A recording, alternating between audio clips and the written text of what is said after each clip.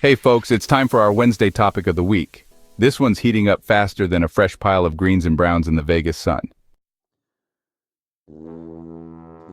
This week we're diving into one of the best ways to kickstart your soil, building your first compost pile. And don't worry if you've never done it before.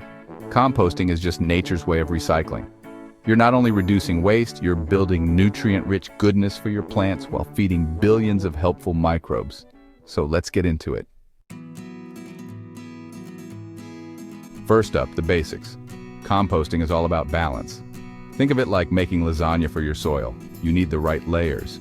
Greens provide nitrogen and include things like fruit scraps, grass clippings, and coffee grounds. Browns bring in the carbon and can be anything from dry leaves and straw to shredded paper and cardboard. A good rule of thumb is 3 parts browns and 2 parts green, which will get you into the ballpark. You'll also want to make sure your pile stays moist, about the dampness of a wrung-out sponge, and well aerated so those microbes can breathe and do their job. Now, let's talk location and method. Your compost pile should be somewhere convenient but also practical. You want it to have decent drainage, be protected from strong wind, and ideally have some shade, especially if you're composting in the desert like we are here in Vegas. Whether you go with a simple pile in the corner of your yard, build a DIY bin, or invest in a compost tumbler, it's important to pick the method that fits your lifestyle. The best system is the one you'll actually use. When it comes to what you put in your compost, it's just as important to know what not to include.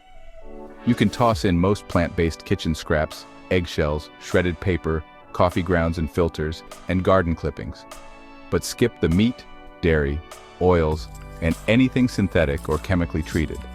Those materials not only smell bad as they break down, they can attract pests and slow down the composting process.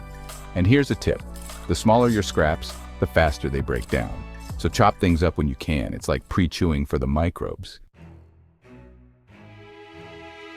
Speaking of microbes, these tiny soil heroes are the real stars of the show. Composting wouldn't work without the activity of bacteria, fungi, protozoa, and even nematodes. They break down organic material and transform it into beautiful living compost. When you're composting, you're basically running a microbial cafe, feeding them, giving them air and moisture, and letting them work their magic. To keep your pile working efficiently, it helps to turn it regularly. Turning your compost adds oxygen and redistributes moisture and microbes, so everything breaks down evenly. Turning depends on the temperature of your compost, which can be a bit complicated. If your pile starts to smell sour or looks slimy, it's probably too wet or compacted. That's your sign to turn the pile, give it a good fluff, and get those microbes some oxygen and dancing again. If you find this type of stuff interesting or useful, do me a favor and share or join our community in the description for more tidbits of information. Now let's get back to it.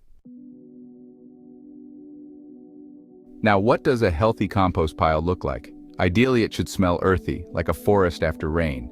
You might even see a little steam rising off the top in cooler weather, which is a great sign that it's heating up and decomposing nicely.